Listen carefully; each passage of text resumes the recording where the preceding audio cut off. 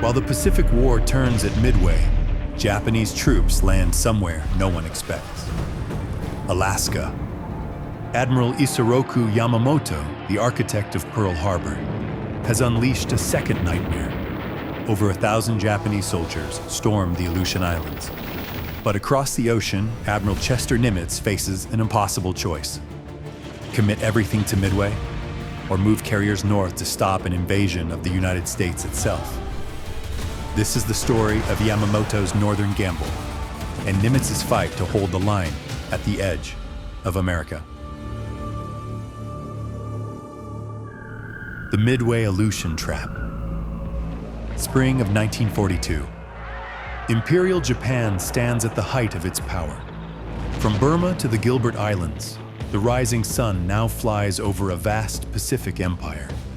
Just months earlier, the surprise attack on Pearl Harbor had stunned the United States, but it had also awakened something far more dangerous: America's industrial war machine. Admiral Isoroku Yamamoto knows time is now the enemy. The U.S. Navy was wounded, but not dead. He needs a decisive victory. Yamamoto's plan? Operation MI. A massive assault on Midway Island intended to seize the atoll and destroy the American carrier fleet in a single battle. But Midway was only the centerpiece. To the north, a second operation, AL, would strike the Aleutian Islands. A coordinated diversion designed to draw out and split American forces. Two offensives, thousands of miles apart. If they controlled the Aleutians, they could potentially threaten the U.S. West Coast. But there was one problem. The Imperial Japanese Army didn't want to do it. They viewed the region as a logistical nightmare, citing its extreme isolation, freezing temperatures, and the persistent heavy fog that made operations nearly impossible. But soon, everything changed. History in the making. The United States Navy aircraft carrier Hornet steams westward across the Pacific. On April 18, 1942, 16 American B-25 bombers, led by Lieutenant Colonel Jimmy Doolittle, appeared out of nowhere over the capital city of Tokyo. The home islands, untouchable for 2,600 years, were suddenly being bombed. The damage was minimal, but psychologically, the strike at home was devastating. The Emperor himself was at risk. Suddenly, the Army was paying attention. Defending the northern approaches by Alaska wasn't optional. It was essential. And the American military had no idea it was coming, or so Japan believed. Japan's playbook. American codebreakers in Hawaii, led by Lieutenant Commander Joseph Rochefort, had cracked the Japanese naval code. U.S. Admiral Chester Nimitz now held the enemy's playbook in his hands. He saw the Aleutian invasion for exactly what it was, a clever feint designed to draw his carriers away from the real target at Midway. But he refused to take the bait and divide his carriers to the north. He dispatched Navy Task Force 8, consisting of several cruisers and destroyers, and the 11th Army Air Force to defend the Aleutians. Nimitz turned Yamamoto's diversion into a strategic trap of his own. On May 27, 1942, the Japanese Aleutian Force departs from Ominata, its movement coordinated with the main fleet sailing for Midway. Vice Admiral Bushiro Hosogaya commands the invasion force: 5 cruisers, 12 destroyers, 6 submarines, and 4 transports carrying 1,500 troops. Supporting the operation, Rear Admiral Kakuji Kakuta leads a separate carrier strike force built around 2 light aircraft carriers. The attack on Dutch Harbor. On the afternoon of June 2nd, a U.S. Navy patrol plane sighted the Japanese fleet 800 miles southwest of Dutch Harbor. But worsening weather soon obscured the fleet, and no further sightings were made that day. Then, on June 3, 1942, in freezing fog, 34 Japanese aircraft, Zero fighters, Cake bombers, and Val dive bombers lift off from the carriers Junyo and Ryujo more than 180 miles off the coast. Their target, the U.S. Naval Air Base at Dutch Harbor. Almost immediately, the Aleutian weather strikes back. Aircraft scatter. Some turn for home. One bomber is lost on takeoff as the carrier's bow slams into a rising wave. Only 17 aircraft will find their target.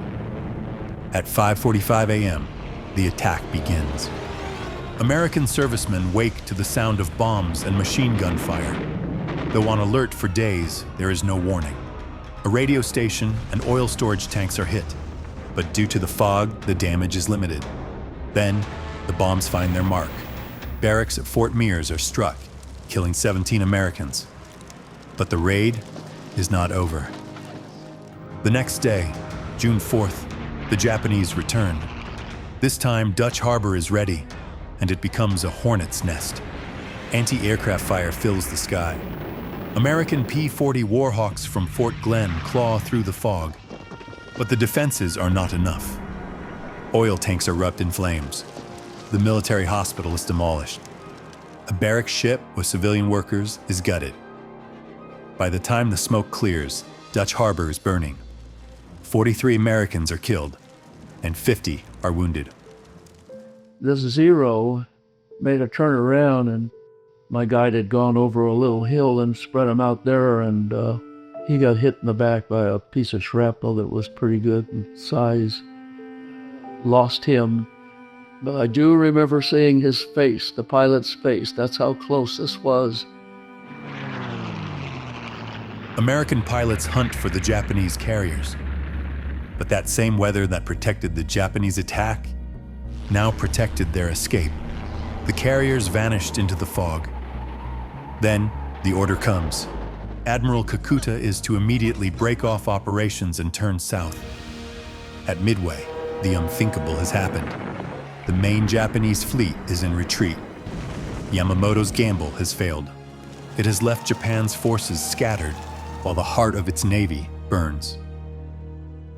The Zero falls. But amid the chaos at Dutch Harbor, the United States was about to gain one of the greatest intelligence coups of the Pacific War. A 19-year-old Japanese pilot named Tadayoshi Koga was hunting American aircraft in his Mitsubishi Zero, the most feared fighter plane in the Pacific. Koga shot down an American PBY Catalina, then strafed the survivors in the water, killing all 6 of its crew. But soldiers of the 206th Coast Artillery, Arkansas National Guardsmen manning 50 caliber machine guns opened fire. One round found its mark. His Zero trailed smoke and crash-landed on Akutan Island. The aircraft was nearly intact. Koga was dead. His wingmen, circling above with orders to destroy any Zeros that crash-landed in enemy territory, could not bring themselves to strafe the plane. They didn't know if Koga was still alive. Soon, American search teams recovered the aircraft. Engineers salvaged the Zero and unlocked the secrets of Japan's most feared fighter, which held a kill ratio of 12-1. Aircraft designer Roy Grumman would use these lessons to improve the F-6F Hellcat, a fighter that would soon outperform the Zero in nearly every category. Japanese historian and General Masatake Okumiya later wrote that the capture of the Akutan Zero was no less serious than the defeat at Midway, doing much to hasten our final defeat. Sovereign soil. 2 days after Dutch Harbor, on June 6th, Japanese forces reached American soil, landing on the island of Kiska. For the first time since the War of 1812, a foreign enemy had seized and occupied U.S. territory. The vast distance of the Pacific was no longer a shield. World War II had come home. The island's only defense was a 10-man U.S. Navy weather station and its mascot, a dog named Explosion. The occupation was swift. 550 Japanese naval troops stormed the station, killing 2 sailors and capturing 7 others. 1 man escaped. Chief Petty Officer William C. House vanished into Kiska's frozen interior. For 50 days, he evaded capture, surviving on plants, worms, and melted snow. until starvation forced him to surrender. By then, his shipmates were gone, on their way to prison camps in Japan. Occupation and internment. On June 7th, Japanese forces land unopposed on Attu. More than 1,000 soldiers pour ashore. 42 local Unangan natives are taken prisoner, along with 2 American civilians, radio operator Charles Jones and his wife, Etta. Jones sent a final message to U.S. authorities. The J are here, before destroying his radio. Jones was ordered to repair the damaged radio. He refused. He was quickly killed, then decapitated in front of his wife. The Unanga captives were loaded onto transports and shipped to a prison camp in Otaru, Japan. Of the 42 taken prisoner, 16 will die in captivity. Jones's wife, Hedda, survives. But the tragedy wasn't limited to the Japanese side. Fearing a total collapse of the chain, the U.S. government issued a forced evacuation of the remaining 9 villages, given less than 24 hours' notice, and allowed 1 suitcase. Over 880 Orthodox Christian Unangan natives were placed in internment camps in the Alaska Panhandle. Relocated to abandoned buildings and unsanitary camps, the Unangan faced a winter of disease and neglect. 1 in 10 evacuees would perish in the camps, a casualty rate comparable to the soldiers on the front lines. My boy got sick, and I went to nurse. She gave me some oranges to give him, that's all. That was all. No medicine, nothing. He was so happy to go to school that winter, and he didn't make it because of the death. On Attu and Kiska, the Japanese moved quickly.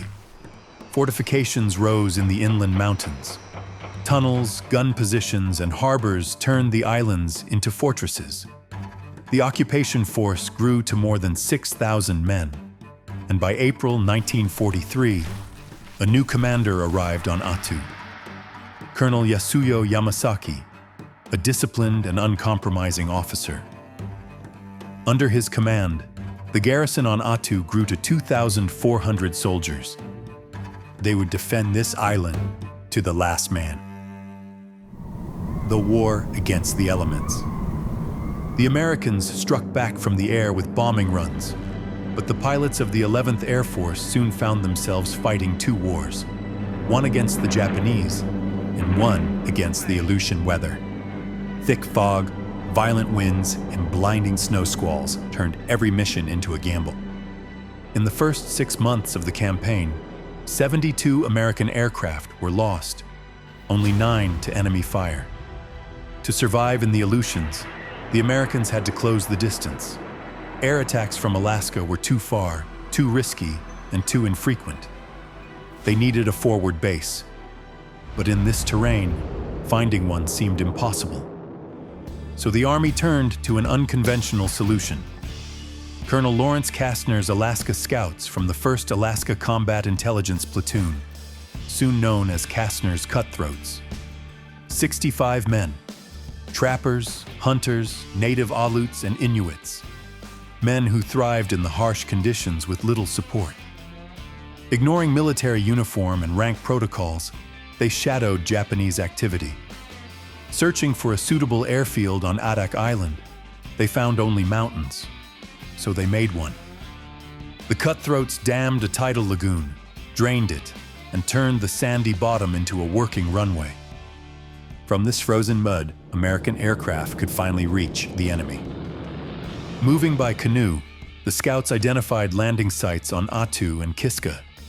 They warned headquarters that vehicles would sink into permafrost and that troops would need proper cold weather gear. The warnings were ignored. Soon, bombers operating from Adak began a sustained air campaign, and American submarines hunted Japanese supply ships across the North Pacific. On March 27, 1943, the pressure peaked at the Battle of the Komandorski Islands. Warships clashed in open sea. No aircraft, no submarines, just surface guns. one of the last pure gunnery duels in naval history. Both sides took damage, but the result was a strategic victory for the U.S. Navy. Japan could now only supply Attu and Kiska by submarine. The islands were being slowly strangled. The blood of Attu. On May 11th, American forces launched Operation Land Crab, the assault to retake Attu. Kiska held the larger garrison and a fully developed submarine base, but Attu was the key. Take it, and Japanese communications with Kiska would be severed. Intelligence predicted a 3-day operation. They were catastrophically wrong. Nearly 16,000 men of the 7th Infantry Division landed at Holtz Bay in the north and ominously named Massacre Bay in the south. They expected resistance at the shoreline. Instead, they found silence. Colonel Yasuyo Yamasaki had deliberately abandoned the beaches, drawing his 2,400 defenders into the island's frozen interior, where terrain and weather formed a natural fortress. The Americans were unprepared. Many had trained for the deserts of North Africa. They arrived in leather boots and summer gear. From day one, it was a logistical disaster. Vehicles sank into permafrost. Soon, more men were evacuated with frostbite and trench foot than with combat wounds.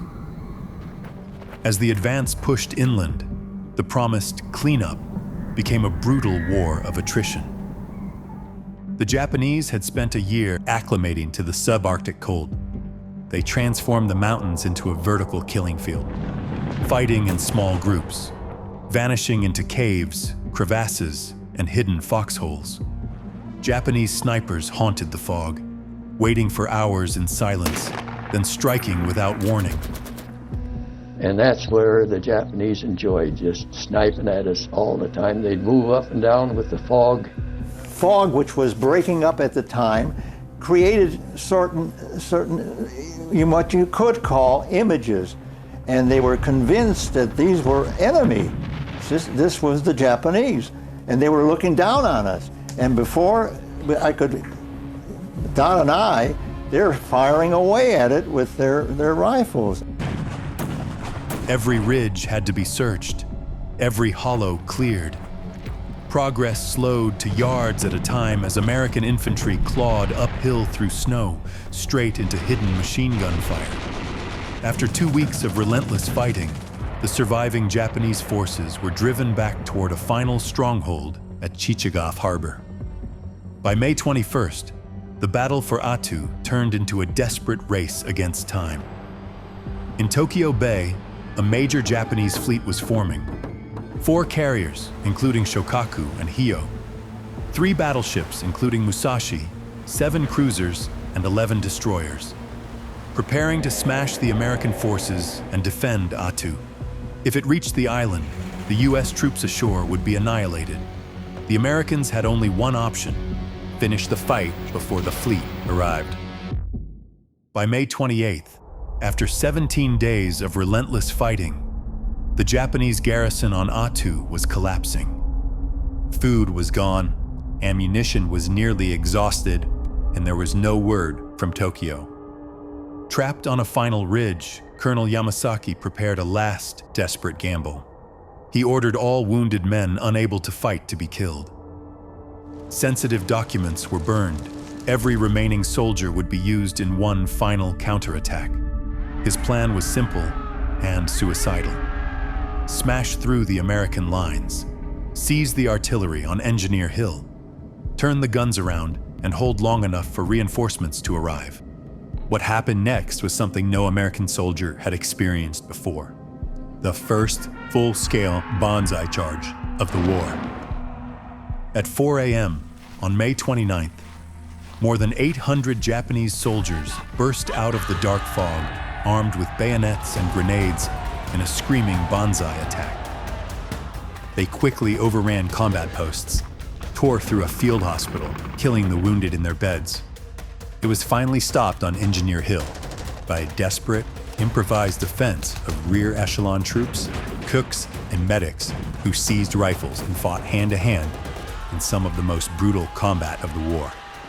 Everybody could hear it. The noise was out, it was unbelievably loud. You know, normally, this is 4 o'clock in the morning, which is normally quiet except for occasional gunfire. But here was a roar of people just coming at us. Oh, it was awful. It's hard for me to describe just how bad it was. You know, everybody's scrambling, and when people was hollering the "so here" and so forth, it was just kind of every man for himself. And on their way down, they went through a couple of our field hospitals. Well, they went through there, and they bayoneted a lot of good wounded Americans. And of course, it was target shooting that night.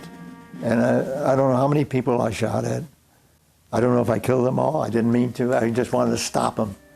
It was life or death. Because if they overwhelmed us, obviously we know what the results would have been. It was a bad night. By the end of the day, Yamasaki was dead, along with nearly all of his men. Many chose suicide, holding grenades to their chest, rather than capture. The island was secured before the Tokyo relief fleet could sail. Of the entire 2,400 Japanese defenders, only 28 were taken prisoner. American losses were staggering.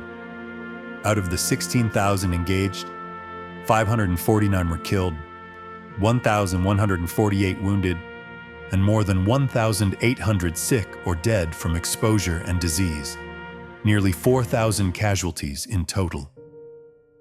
But Attu was retaken. Within days, the carnage gave way to construction.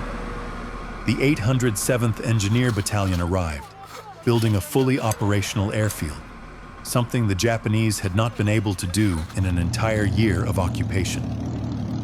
From this new vantage point, the U.S. looked toward its final target, because what happened on Attu would shape every decision made next, on the island of Kiska.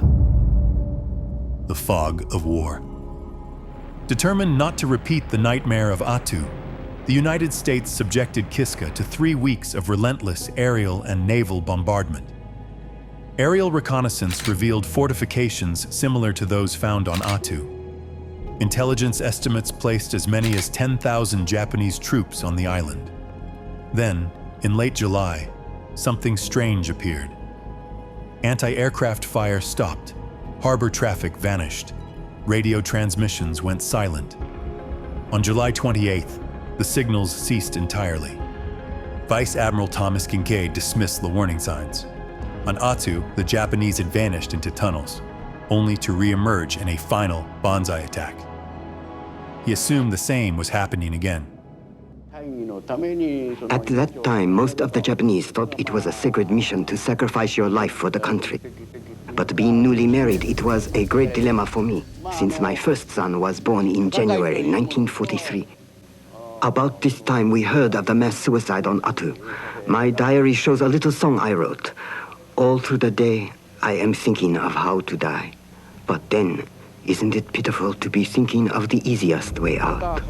All hopes are gone, since the gods have abandoned Kiska.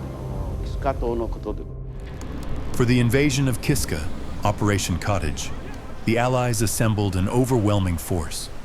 More than 30,000 American troops, reinforced by 5,000 Canadians. The U.S. Army's 7th Infantry Division, including California's 184th Infantry Regiment, the 87th Mountain Infantry Regiment, and Canada's 13th Infantry Brigade would spearhead the landings.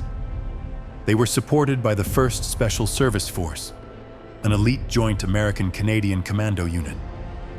But before the first troops set foot on the island, one of the strangest episodes of the entire war was about to unfold. The Battle of the Pips. On the night of July 27, 1943, U.S. radar detected what appeared to be a Japanese fleet 80 miles off Kiska. In pitch-black fog, the battleships Mississippi and Idaho, joined by a fleet of cruisers and destroyers, opened fire. For 40 minutes, the sea erupted in chaos. Sailors reported torpedo wakes and enemy flares. More than 500 shells thundered into the darkness. By morning, there was no wreckage, no oil slicks, no bodies.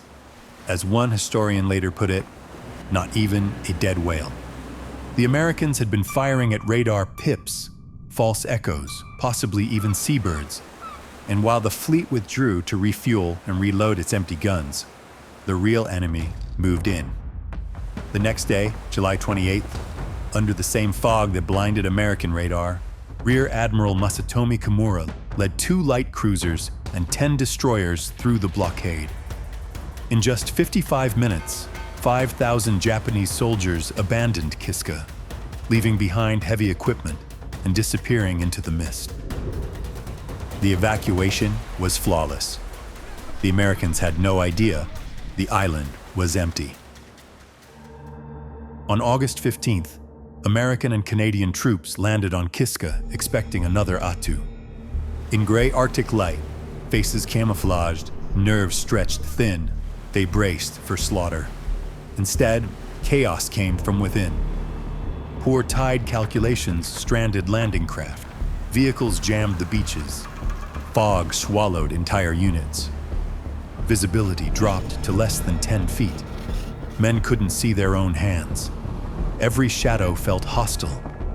Every sound felt lethal. Real dangers only deepened the fear. Japanese mines and booby traps littered the island. In the harbor, the destroyer USS Abner Reed struck a mine, killing 71 sailors and wounding 47 more. Then came the breaking point.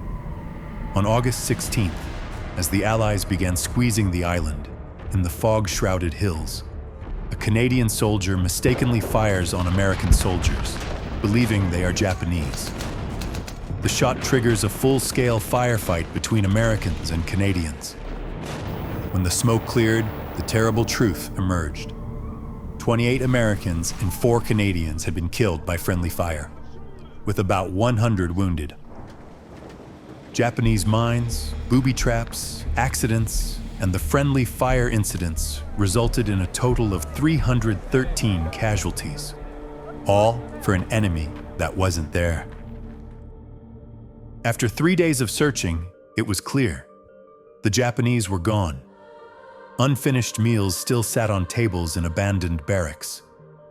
The only living thing found on the island was the U.S. Navy dog, Explosion. The Aleutian Campaign ended on August 15, 1943. More than a year after the first attack on Dutch Harbor, it was finally over. Total American losses are estimated at 1,500 dead, with over 600 claimed not by bullets, but by disease, exposure, and the cold itself. Nearly 4,300 Japanese soldiers died from combat, starvation, and illness. The result was total annihilation of the defending force. Known as the 1,000-Mile War, it remains the only land campaign of World War II fought on American soil. By recapturing the Aleutian Islands, the United States secured Alaska and the Pacific Northwest from future threat. The bases built there brought northern Japan within range, forcing Tokyo to divert men, aircraft, and supplies to defend the home islands. Resources that could no longer be sent to Guadalcanal or Leyte Gulf. But the campaign's true significance extended far beyond the battlefield.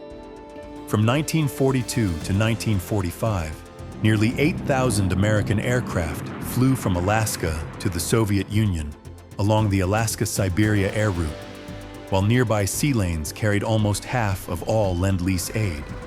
If Japan had held the Aleutians, it would have cut this lifeline, crippling the Soviet war effort against Nazi Germany on the Eastern Front. The Aleutians also yielded hard-won lessons. American forces gained critical experience in amphibious landings, cold weather warfare, and joint operations in extreme conditions. They captured one of Japan's most feared fighter aircraft, providing invaluable intelligence. The lessons learned here would be applied to similar island-hopping campaigns until the war's end.